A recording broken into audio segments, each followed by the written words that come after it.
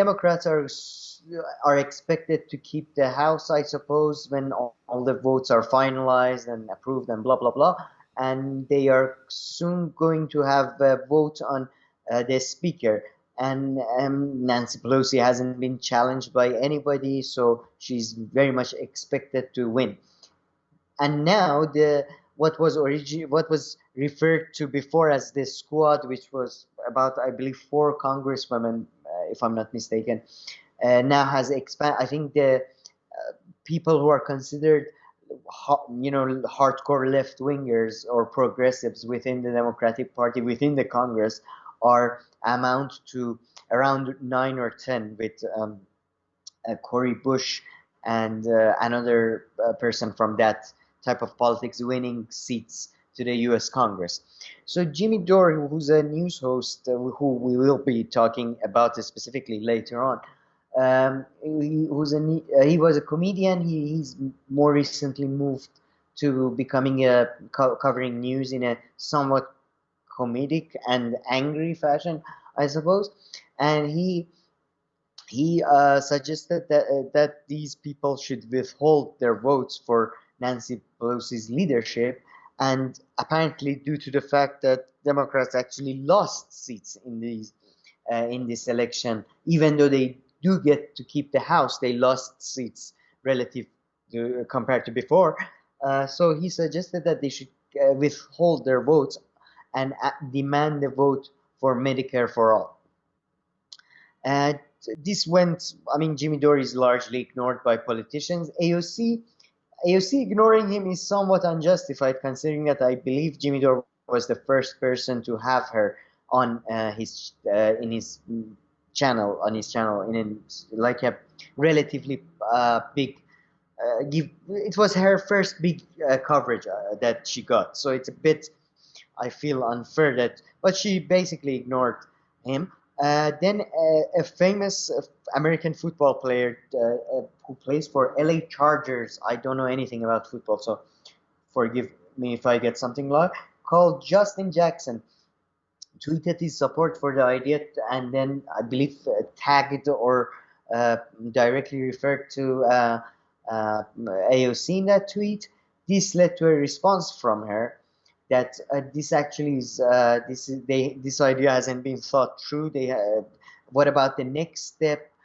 We don't have enough votes, which, from what I understand, none of her arguments are correct. But I haven't really checked them out fully myself. But from the commentaries I heard from Kyle Klinsky, and I read on the Hill, and I read on a couple of articles on Katie Halper show, I believe she's somewhat confiscating, so to speak. She's trying to avoid the real demand, and there has been basically since then there has been a furious backlash from the hard left. At the same time, a lot of people attacking Jimmy Dore and others, saying that you're demanding too much from her and this is not the right time. She shouldn't pick fights, or she's just. I'm to be honest, I've been following the camp that is pro Jimmy Dore more. I mean, full disclosure. Um, there was a very interesting debate on Katie Alper show between David Soroto and Matt Stoller. Interestingly, Matt Stoller was suggesting that even this is a gimmick, and they should.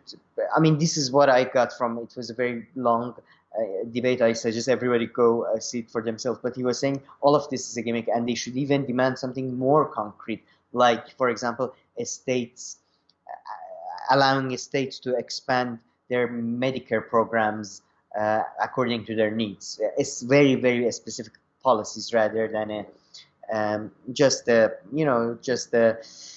vote that will definitely be even if they win the vote in Senate, it will be voted down, so it has no chance of passing basically. So that's the rundown of the story. Basically, Jimmy Dore suggested the idea that they should withhold their votes from Nancy Pelosi's leadership unless they get a vote. They get a vote for Medicare for All to see who's really for Medicare for All.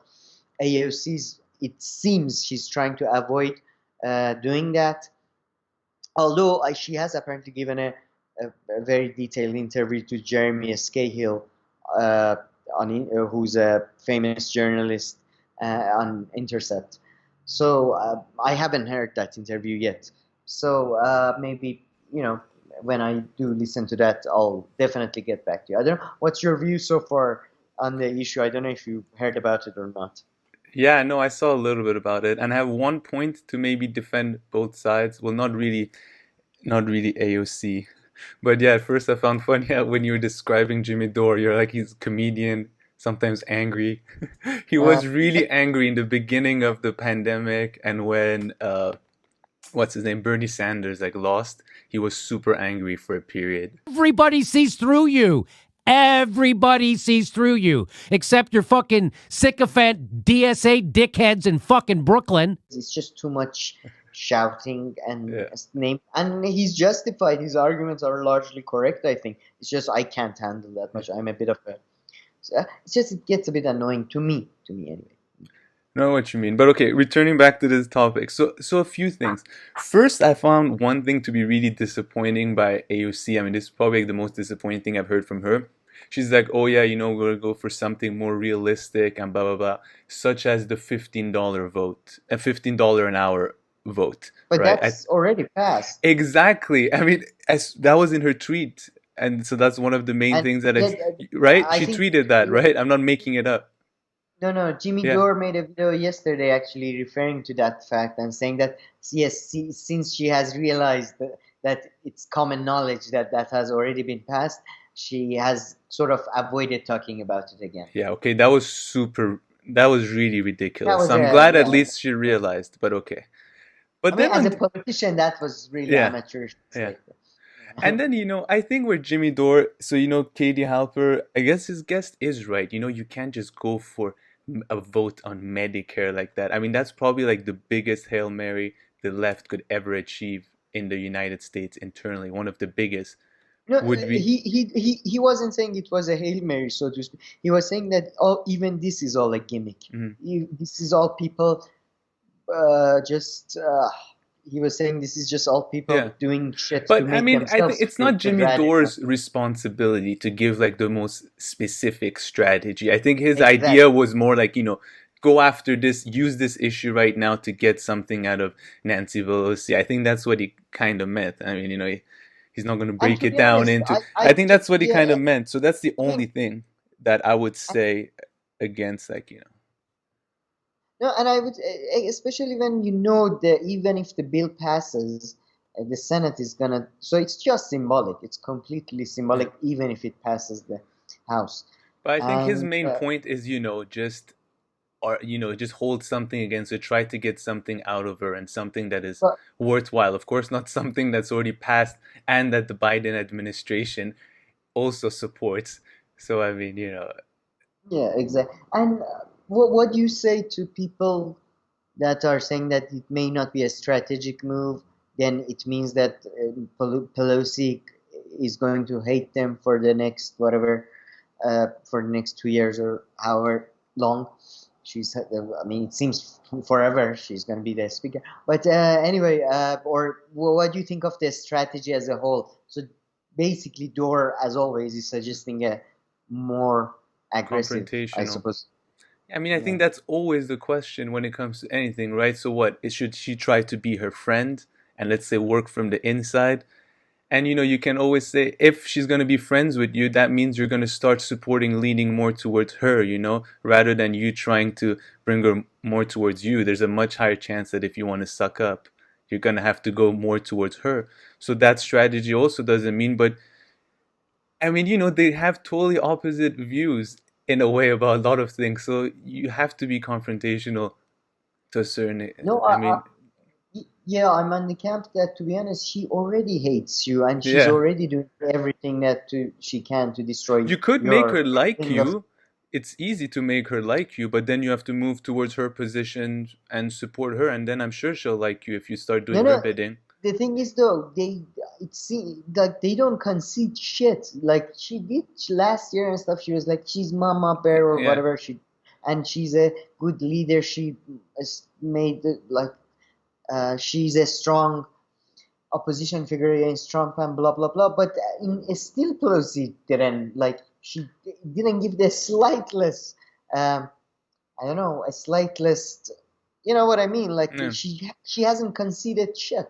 So yeah, I exactly. don't see even strategically. Let's put aside the fact that we agree with Medicare for all or we don't. Even strategically, I think she's making a mistake somewhat. I mean, it depends on what exactly is her goal in her career. To be honest, you know. Yeah. So who knows?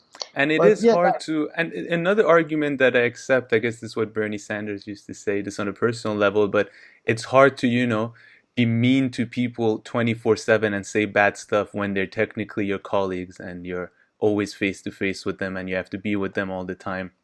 but it's not like But yeah, it's kind of their job at the same time, but even though it's they're in kind the of their same job. party. And it's not like they meet, it's not like an office where she's the office manager. Yeah, They have different offices. Each congressperson, they have to visit their constituents. It's not yeah, like they see each other 24/7. yeah. There are meetings and then there are communication. So I don't, yeah, But there are excuses to be had, but yeah, it's not looking good for her. But this whole strategic conversation, you can also apply it to Biden, right? That was the original argument that the Young Turks used to make, and Cenk was making. Okay, now we're going to fight from the inside when we'll have Biden. But that definitely already it doesn't seem like it's going to plan out. And Biden is going to do some things that the left and progressives want, but he always wanted to do those things. So like $15 an hour, Uh, resuming Paris Very climate. minimal. Yeah, but I mean, these are things that he didn't have to be convinced. They were kind of his starting positions coming back to, No, Paris he to climate. be honest, if anything, he has during after the primary and the election, Yeah. he has a much stronger hand now, and he didn't have to concede anything to Bernie's team or anything. So yeah, no, Exactly. yeah. So no, but it was interesting. I don't know, this type of. It's a bit of a. I know it's because people are sort of in a fight right now. It's an exciting story in those terms Yeah. as well. Bit of a yellow, it's a low, you know what I mean? I don't feel great covering this type of news, but at the same time, I feel awesome. Yeah. So yeah. No, what really hooked me was AOC's original $15 an hour tweet. That just Oh yeah. infuriated. I was like, no. I mean, that No, was to be honest, this is her trend for the last year or so hasn't been very good. She doesn't talk about, she stopped commenting on Palestinian issues or something as well, avoiding questions, avoiding reporters. So, yeah, not looking good in terms of long term. That's why, with Bernie Sanders, even he got softened, I think, during the last 4 or 5 years, but at least he had been in the same position for 40 years or more since I believe 12th century when he got elected to the Senate in the first time. At the time there was no elections. He had to fight there. he had to walk from Colorado to. Since then he hadn't changed his views. Wait, So is he from Colorado? No, what state is he? no, Vermont. He's Vermont. Sorry, Vermont. sorry. Vermont. Yeah, but yeah, since before that he was the mayor of the 11th century village, whatever.